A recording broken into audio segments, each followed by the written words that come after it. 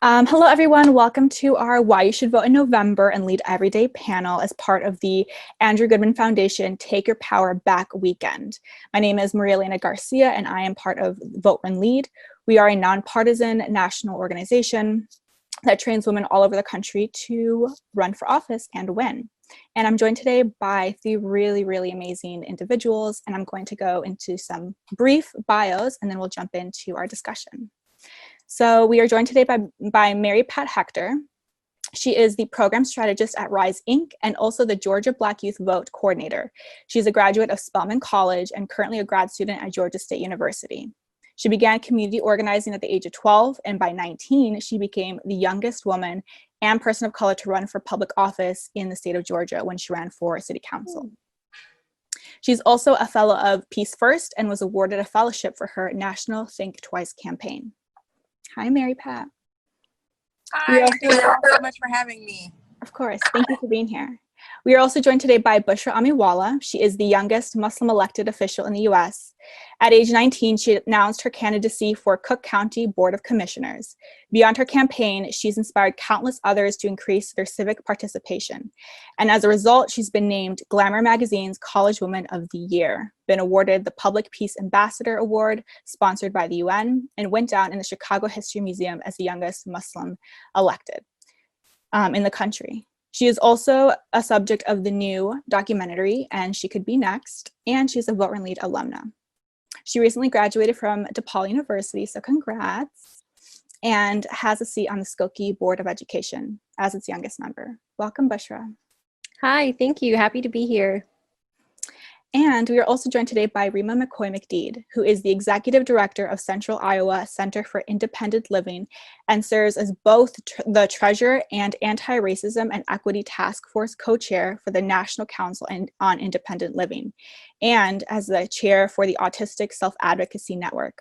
She is a recipient of the 2019 AT&T Humanity Connection Award, and in 2018, she ran for Iowa House of Representatives to represent District 38. After an impressive career in social services, her work has also shifted from simply serving marginalized people to addressing how systems create them in the first place. Welcome, Reyma. Hi, everybody. Great. So let's go ahead and jump into our discussion. On the theme of leading every day, one of the ways in which you are all leading in your communities is by running organizations and running for office. What was your aha moment when you first felt in your heart that this was a journey that you wanted to embark on? Bushra, do you want to kick us off? Sure, I can go first. For me, my aha moments began in high school, and it was when I was a senior in high school, actually. So I was a senior in high school, and I wasn't really too involved in politics growing up. I didn't really use all that much. I felt as though all my local elected officials had similar names. They all sounded, the same. I found it really confusing to keep up with all of them. And it wasn't until my senior year of high school where I took an AP Government and Politics course, and I took this course with a lot of my friends, and for the first time discussed politics with my friends and found that many of them actually happened to be Republican. And at the time, I had my own predisposed beliefs of what it meant to be a Republican person, and many of those were kind of negative and influenced by the media. And I never realized that a lot of my friends just happened to be on that side of the aisle. And it was through that class where actually I began working for our Republican Senator Mark Kirk. And through his campaign, I was a field intern. So I went door to door to various registered Republican voters' homes and asked them a series of 5 questions. So my role would never be to tell anyone to vote for Mark Kirk himself. It was just collecting survey data that he would later shape policy around. And I was always involved in volunteerism and service work, and especially stemming from the religion of Islam. That's something that I've found to be very important to me, but I never had the financial means to donate large sums of money to organizations. So I often donated my time. And it was on that campaign where actually it was the head field director that asked me, he's like, you should run for public office yourself. And I myself ran as a Democrat and still expressed those Democratic beliefs on that campaign. But it was someone on that campaign who saw leadership ability and potential in me and said that you should serve your community and you should run yourself. So that was my aha moment. Amazing. I love that. Reyma, what was your aha moment? Oh man, I think my life has been a consecutive series of aha moments. I have about 20 years of professional experience in providing services to multiply marginalized people, disabled folks in particular. But my personal experience with human services began much earlier. As a child myself, when I was diagnosed as autistic in 1986, as a part of my intake process to become a ward of the state, I experienced human services, very, very poorly coordinated human services. And so that was my first aha moment. I realized at a very young age that I wanted to become a provider of services and provide very excellent services, especially to multiply marginalized people. So Black, Indigenous, other people of color who experience disability in particular. And so that's what I've done throughout my professional career. But then I reached a point about 3 years ago where I realized that human services providers are doing a lot of triage, and that a lot of that could be assuaged by electing individuals to public office particularly at the state level, who are knowledgeable about the provision of services and about the needs of multiply marginalized people. And unfortunately, not just in my state, which is Iowa.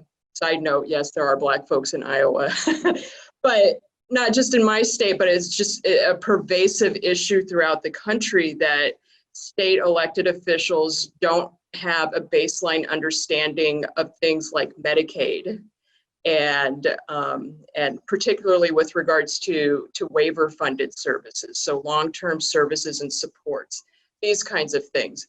And so elected officials have become overly reliant on the guidance that they get from lobbyists. And so I decided to run for office because I felt like we needed somebody at the State House who's not only knowledgeable, but has expertise with regards to human services and how state funding impacts the well-being of multiply marginalized people.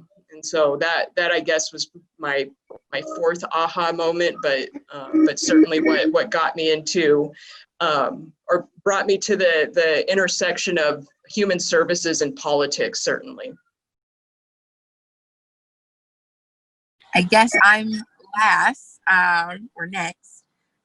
For me, it took a while for me to understand the importance of policy and running for office and having young people in power.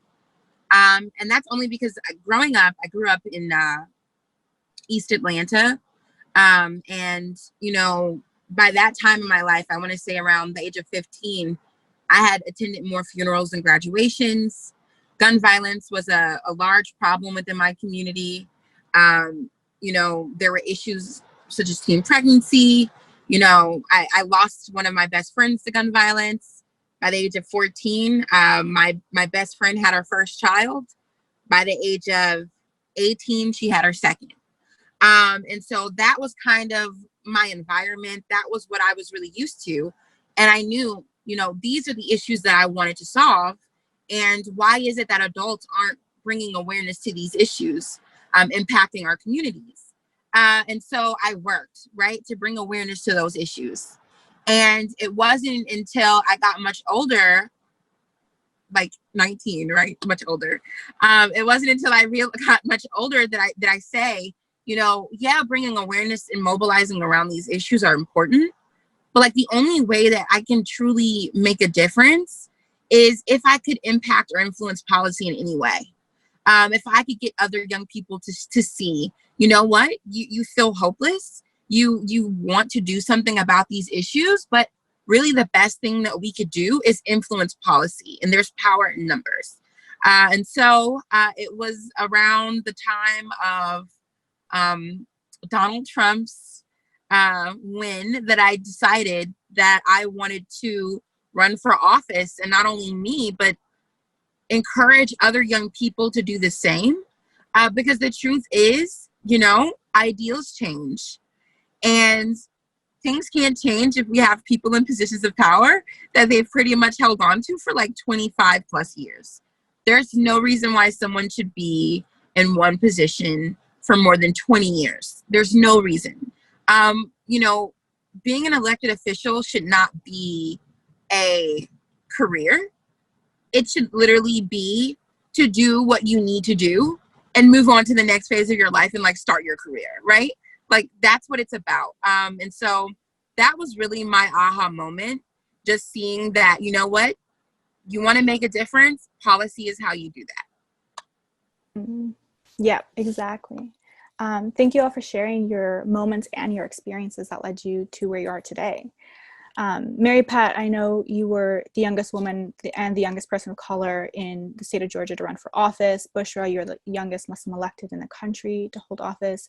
And Reyma, I know that you are a mother, and I read that you petitioned to have childcare expenses covered with campaign funds. What were some of the challenges you all faced given your experiences and intersecting identities when you were running for office?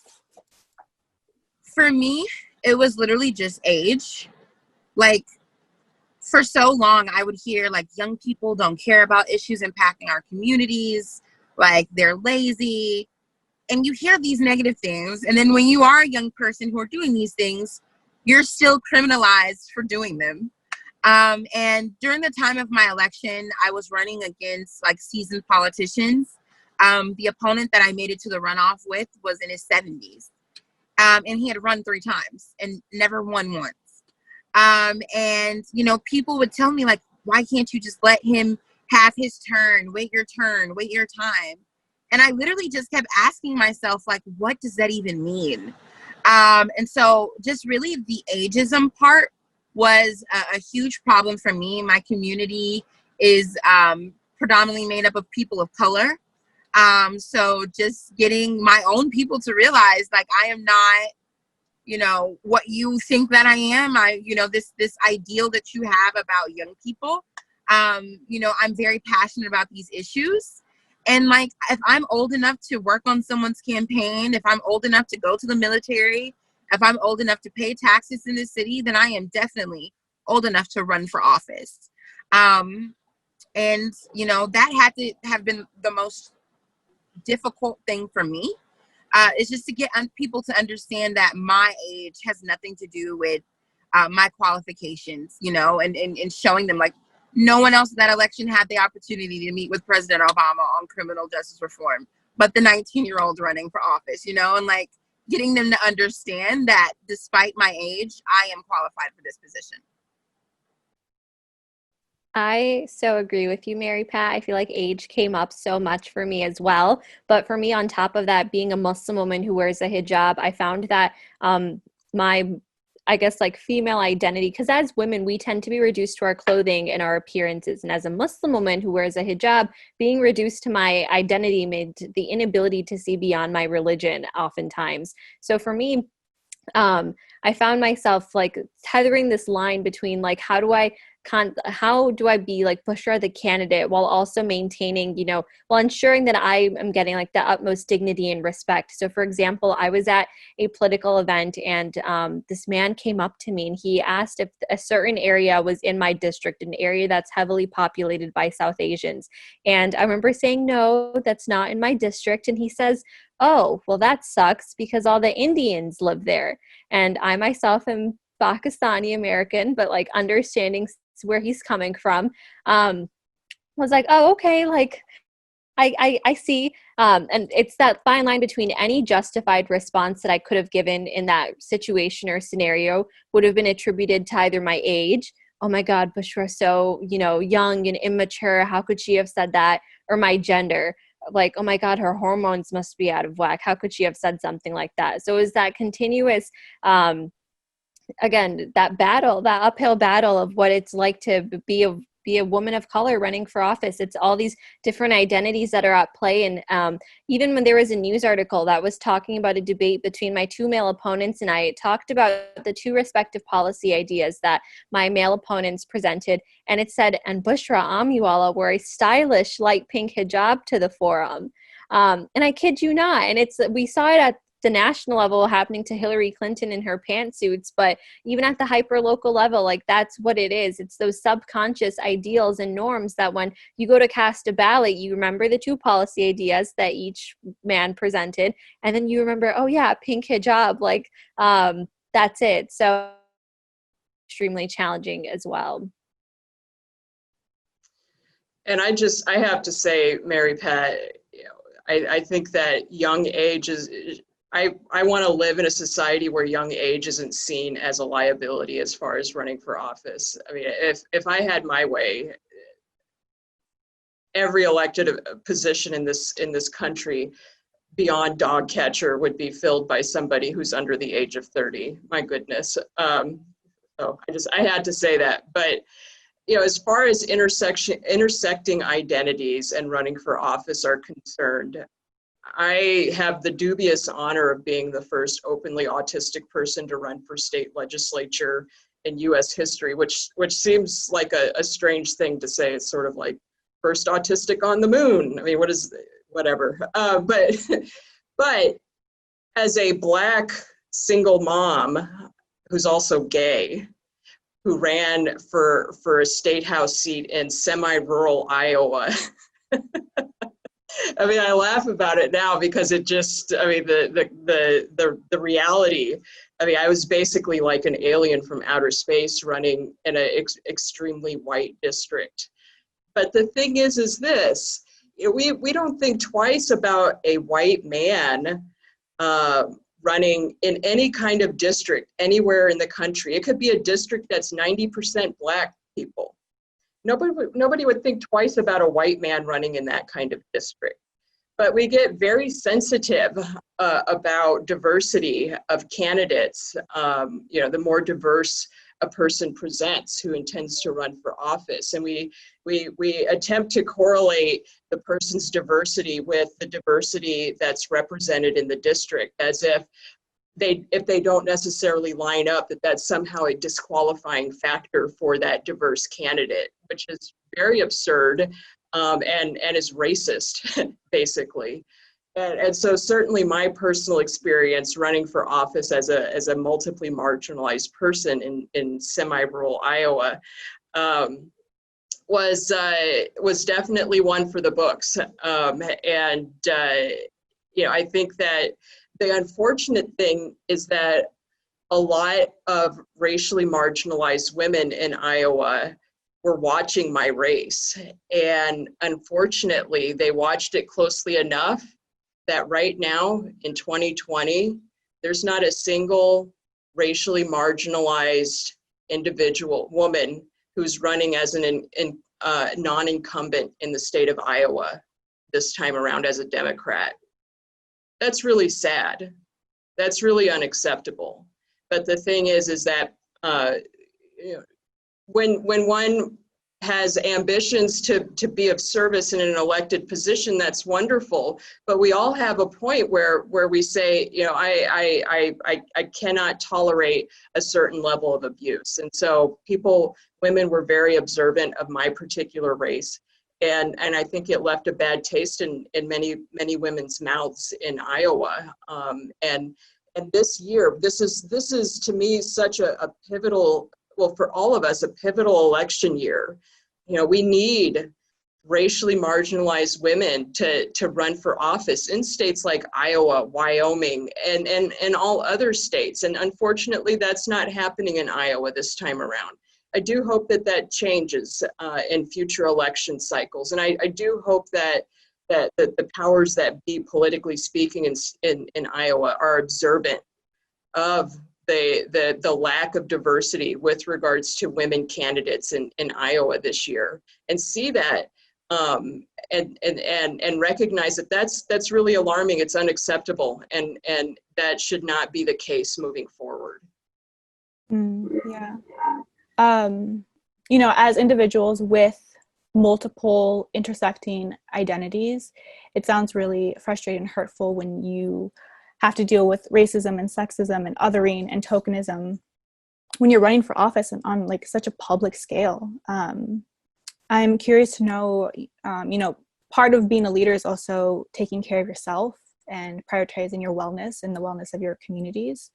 In your organizing and leading, what do you do for yourself that helps you keep yourself grounded and fueled for the work that you do? Well, I really want to amplify Andrew Gillum, who ran for governor in Florida last year and lost by 0.5 of a percentage point. My goodness, has been very forthcoming very recently. I believe, yes, as recently as yesterday, he came forward and spoke very candidly about his journey since running for governor of Florida, which has included a stint in rehab and a commitment to sobriety. And I mention that because that's also a commitment for myself. The running for office is incredibly stressful for racially marginalized people, men, women alike.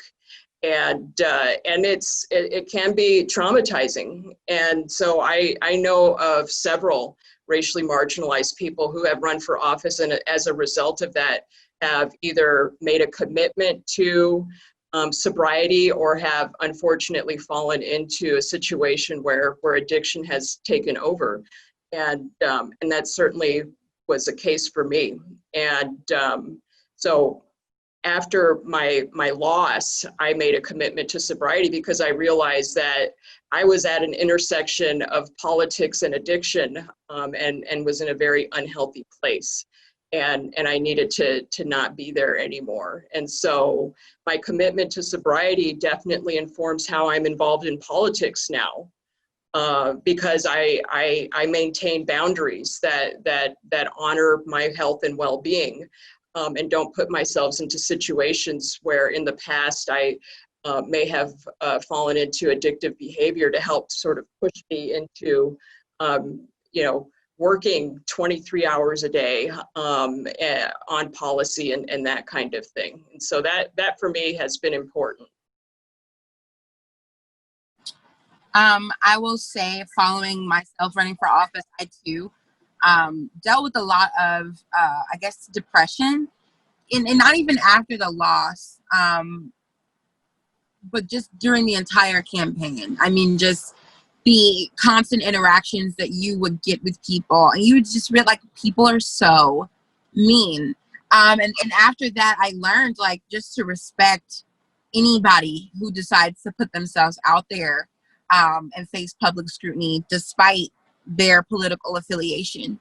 And during that time, I was also still a full-time student. So I after my loss, I too lost by a small margin, 22 votes. Which was, 22 votes, which really, like, was even worse for me. I realized, you know what, I just need to take time for me. And so, following the end of that semester, I just took time, just to breathe. And, like, during that time, I didn't have an opportunity to process what was going on because I couldn't stop. Like, I didn't have the time to just cry it out, and so I just took time for me and tried to keep myself busy by, like, hanging out with friends or just doing self-care days, because even outside of just running for office in this work, right, you really don't have self-care days. Right now we're like witnessing the resurgence of the civil rights movement, and so as you can imagine, I'm, like, going back and forth from Atlanta to Kentucky and, like, all of these things, and saying yes to everybody, and just realizing, you know what, it's okay to say no. It's okay to say I don't have time. It's okay not to pick up your phone and just delete the app. Like, don't get on Instagram today. Don't get on Twitter tomorrow.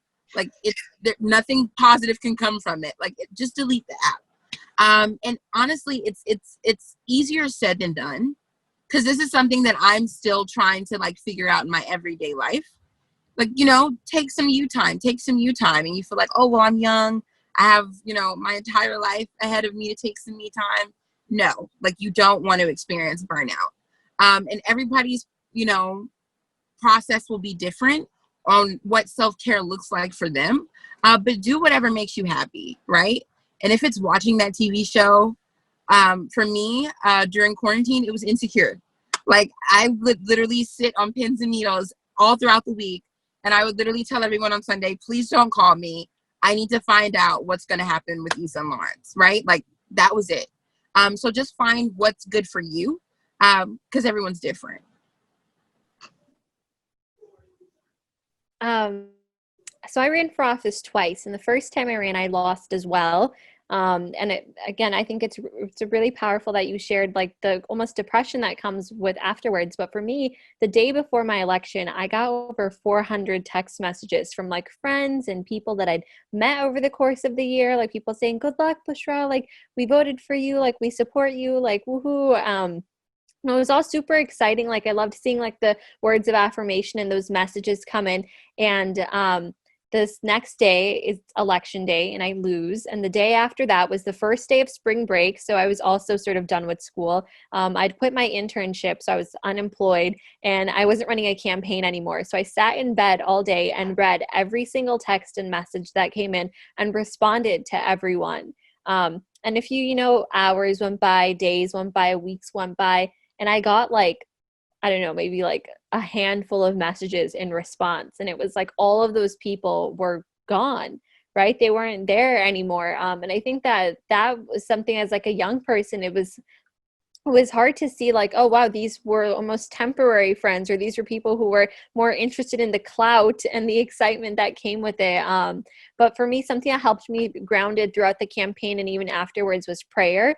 Again, being Muslim, there's a mandatory 5 prayers throughout the day, and sometimes given and choose, and wasn't able to keep up with all 5. But even the earliest morning prayer is something that I committed myself to, and that helped a lot throughout the campaign. It helped me stay grounded. It helped me sort of just be like, there's a higher purpose, there's a greater reason for this, and everything happens for a reason. So what's going to happen is a bit out of my control at that point. So it helps really coping with the first loss a lot easier, for sure. And then a short week after I lost my election, I began interning at this nonprofit called the Right Foundation, where they teach social and emotional intelligence, and also they're like a life coaching service. So it was like the best place to be interning after something like this, and did a lot of reflection. And again, that internal nourishment, and again, for what that looked like afterwards. So that helped a lot too. Wow, thank you for sharing those really personal stories and experiences. I'm extending my heart and support to all 3 of you. You are all so wonderful, and I'm sorry that you had to experience those difficulties, and I really see your strength. I want to shift gears now to talk about voting. While running in Georgia and Illinois and in Iowa, what were some voter engagement strategies that illuminated to you the barriers facing constituents in registering them to vote and increasing voter turnout? And also, how did you engage young voters? So in Iowa, I really, with regard to my election, but also just in general, even prior to having any ambition to run for office, my focus has been on mobilizing disabled people to vote. Because disabled people are actually the largest marginalized community in the country. Depending on what statistics you're looking at, between 1 in 5 or 1 in 4 individuals in the US experiences a disability. So in Iowa in particular, we've got over 300,000 individuals who are disabled, who qualify to vote. Between 6 and 10% do. And so this has been a sticking point for me for a long, long time, mobilizing disabled people to vote. So one of the big barriers has been misinformation. People thinking, oh, I have a disability or I have a guardian, so that means I can't vote. And that's not true. And so just helping people to get a clear understanding of what their voting rights are has been hugely important. That also extends to the community of individuals who may have committed a felony in the past and have done their time and been released. In Iowa, we have some of the most draconian laws with regards to restoration of voting rights for felons. And so there's a lot of misinformation out there that impacts individuals that have felonies. And many young people in Iowa do have felonies, including especially young men of color, brown and black men. many of whom actually have the right to vote or are just a few steps away from being able to vote, but don't have the information readily available to them to facilitate doing what they need to do so that they can get their voting rights established. And so I spent a lot of my time just educating people in my campaign. It became very clear to me that I was not going to win my race. And so I shift my gears pretty early in my campaign and just focused on, look, how can I use this platform to get as many people educated as possible? And I actually, my social media presence that I have now began when I ran for office, and I've become the hub for progressive political information and educational information around voting in Iowa. I'm sort of a one-woman show as far as that's concerned. So those populations definitely include a lot of young people in them, particularly young disabled people who have a guardian. And so just clarifying information has been and continues to be how I mobilize people to vote in Iowa. For me, it was getting young people to see, young people have developed a large distrust for the political process. And during my time of running for office, and even now, you know, the first thing I tell them is, I understand. Like, I understand why you feel this way. I understand how you feel this way. But instead of saying these people aren't doing, they've never done anything in our communities, they only look out for themselves, you know, why aren't we thinking about this from a, well, you know what? Why can't I do this? Well, you know what? I know so-and-so from up the street who would be great for that position.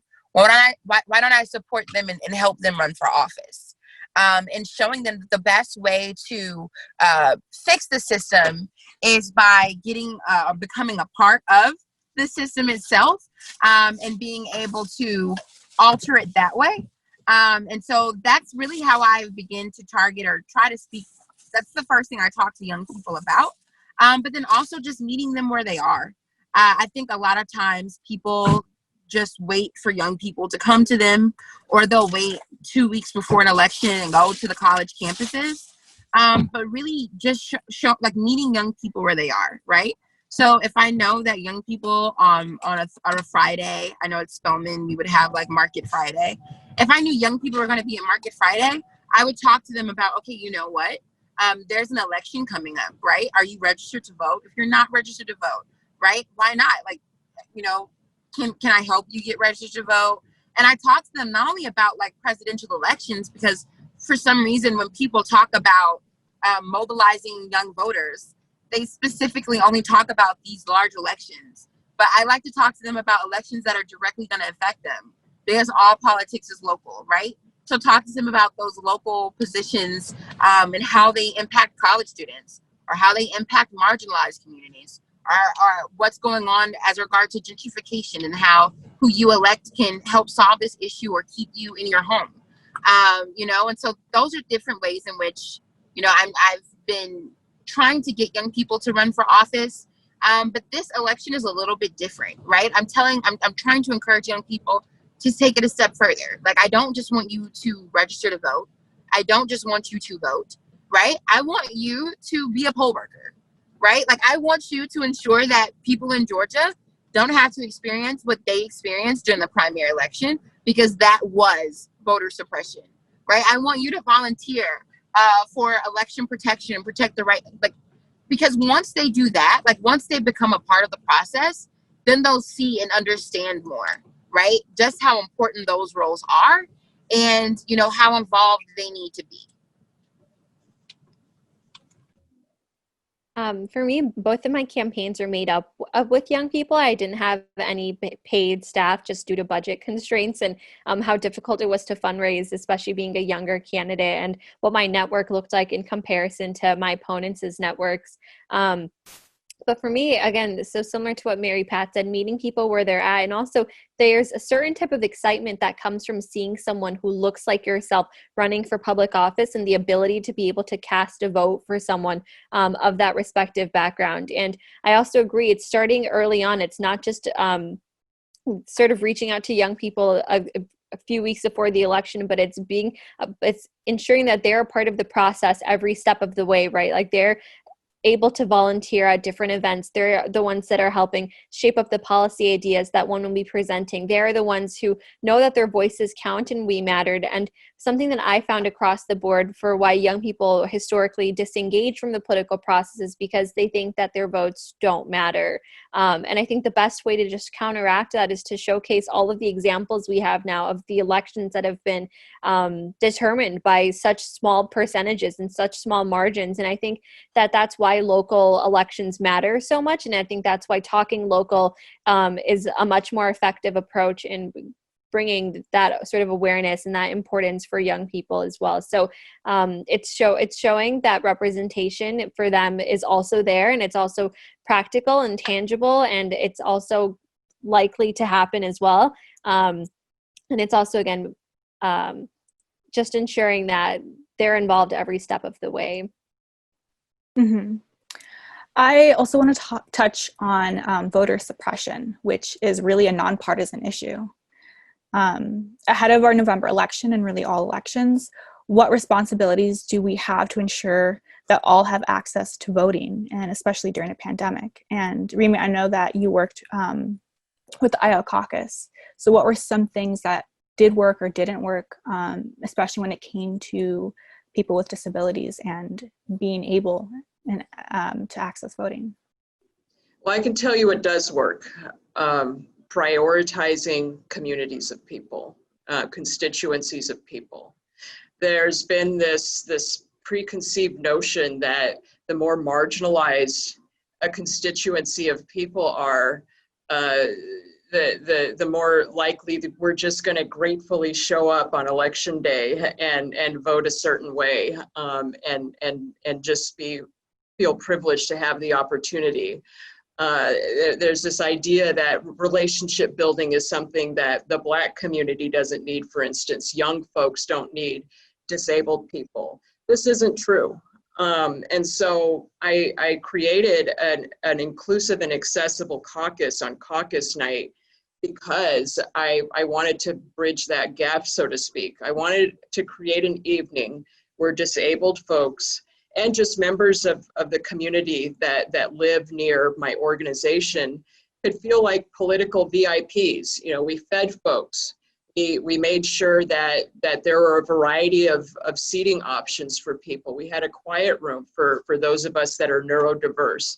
We had a nursing room for people who needed that.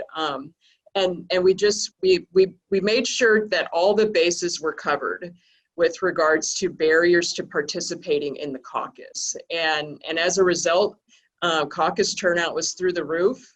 And it was the first fully accessible caucus in Iowa history. We also had a caucus within the caucus that was ASL led. So everybody was deaf or hard of hearing, and was able to communicate through ASL and participate in their caucus. It was amazing. And, I really hope that the political parties were paying attention and realize that when you prioritize constituencies of people, people are going to show up. This is a big reason why young people don't show up. They think that voting is for old heads like myself and people who are older, because that's what they see. They see candidates for office and political parties prioritizing, reaching out to people who are over 40, people who are middle class, suburbanite types of folks. And they don't see that reaching out happening to their communities. This is absolutely something that needs to shift, particularly with regards to state level politics, because if you look at the voting results for the past generation in state after state after state, you'll see that there's been a huge shift from within states from democratically won elections to elections being won more often by Republicans. And that has happened because voter turnout has waned in states. That trajectory has started to shoot up since 2018, which is great, and I hope it continues to. But the only way that that's going to happen is if political parties and candidates for office prioritize engaging with all eligible voters, all constituents, particularly young people and multiply marginalized people. Okay. Yes. Bushra and Mary-Pat, in Illinois and in Georgia, what are some things you have observed with voter suppression, and some things that you think need to be changed immediately? Oh, go ahead, Mary-Pat. Oh, I was going to say, Reyma talked about focusing on or prioritizing marginalized groups of people.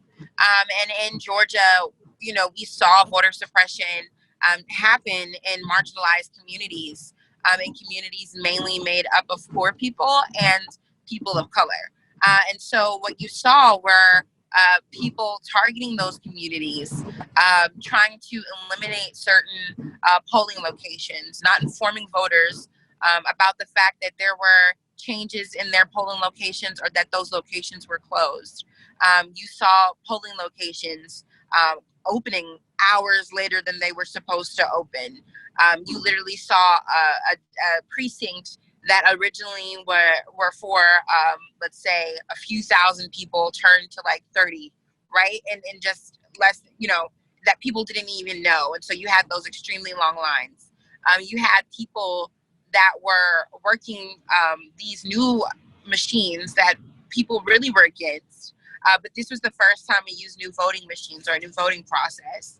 And you had people who were not trained properly to work those polling machines. And so you had another issue when it comes to long lines, people not being able to check people in.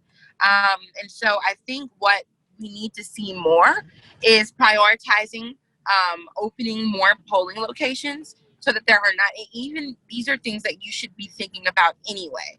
There's no reason why you should have thousands of people in a line during the middle of a pandemic anyway, especially because you can't socially distance. And so closing polling locations shouldn't be an option. So, having more polling locations also just for that as well. But ensuring that the people working these locations are properly trained. You don't just hire them the day before and expect them to know what's happening. Also ensuring that, communities are aware of changes. We did a big push to encourage voters to vote by mail.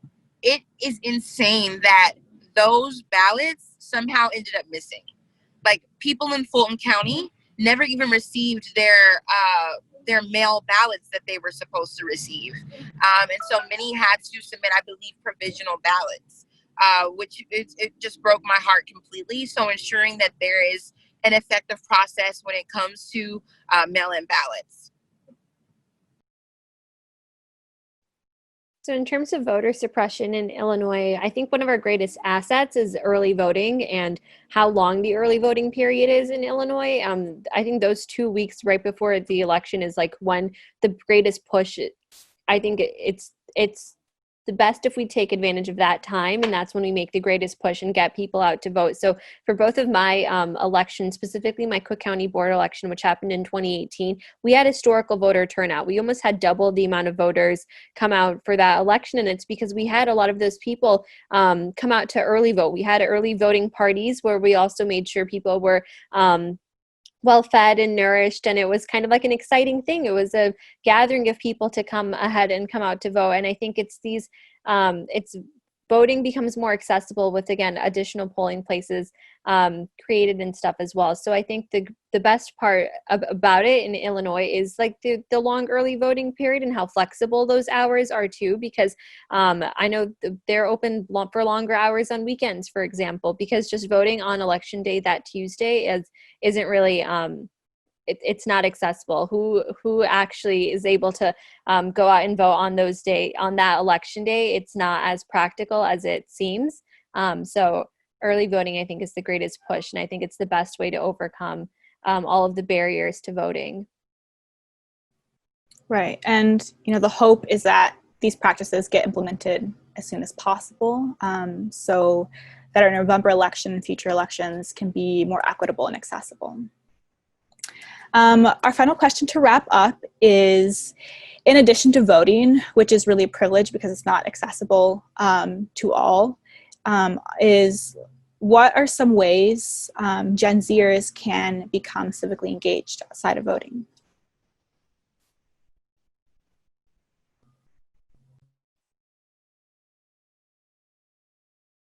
So this is going to sound so taboo and like, oh, join an organization. No, seriously, join an organization. Voting is just one piece of a very, very large puzzle. And there's so many things going on in the world right now and so many causes that I feel like we're all kind of working and thinking about. But continue the work and support organizers and organizations doing that work beyond just the ballot, right? But holding those elected officials accountable, right? Also, just doing community work, right? Like a lot of things that that I talk about, such as gun violence prevention or teen pregnancy or student hunger and food insecurity on college campuses. Those are like grassroots. That's grassroots organizing, right? So working with presidents of universities and colleges to kind of decide, what are they doing when it comes to basic needs and developing food pantries, all of that beautiful work. So voting is one piece of the puzzle. Holding elected officials accountable is one piece of the puzzle, but support work and organizations doing that work by just volunteering your time. I would echo exactly that as well. I think young people are at the advantage where they have the two greatest things. They have time and they have energy. And I think being able to donate that and give that right now, it's a resource that I think a lot of organizations would not take lightly. They would take it, they would very graciously accept any help that can come. And even with voting, if you can't vote, I think writing postcards to voters is such a powerful and effective tool, and it's something that made such a huge difference in my election as well. So yes, not being able to vote may seem like it's the only thing that one can do right now, but really getting others to vote right now, and especially at an age where you're not old enough to vote, I think is such a powerful statement, and it's such a powerful response to be able to make at this age and stuff too. So I would definitely agree with that as well. I want to give a shout out to Black Lives Matter. Here in Iowa, Des Moines Black Lives Matter, which is comprised primarily of Gen Zers, in a very short period of time have engaged in actions that have created just phenomenal levels of change. Because of Des Moines Black Lives Matter, the governor of the state of Iowa has committed to signing a voter restoration bill that will restore voting rights for felons in Iowa. That's because of Des Moines Black Lives Matter, and so that's something that, getting involved with Black Lives Matter does not entail voting necessarily, although that is definitely something that they encourage. For as far as grassroots is concerned, engaging with Black Lives Matter or a similar type initiative has created an incredible paradigm shift in this country in a very short period of time. And so, I for anybody that's Gen Z or millennial or Gen X or like myself or anybody who's looking to kind of feel political revitalization, I think tapping into the movements that are happening right now is an incredible opportunity, because what I'm seeing and what I perceive to be unprecedented is the movements are informing politics in a way that we haven't seen before. And the movements are being driven by people, young people, who have become frustrated with the very seemingly sluggish political process in this country. And I think what we're seeing and what I hope is a new norm in this country is the marriage between the political and the grassroots, where the grassroots is truly informing what happens politically speaking and holding what's happening politically speaking and the drivers of politics in this country accountable in a way unlike anything that we've ever seen as a country before. It's very exciting to see. I'm incredibly grateful for the young people that are doing this work all over this country, from Des Moines to Denver to Dover to everywhere else. So I just want to put that out there. Yeah, there's a lot of really crucial on the ground grassroots organizing that's happening in all the cities we're a part of and all the communities we're a part of. So yeah, that's a really great opportunity and way to get involved. So that will conclude our panel today. Thank you all so much for your time and for your work and for your light. I'm really appreciative of it. And it was really wonderful to chat with you all today. Thank you. This was great. Thank you. Thank you. Bye.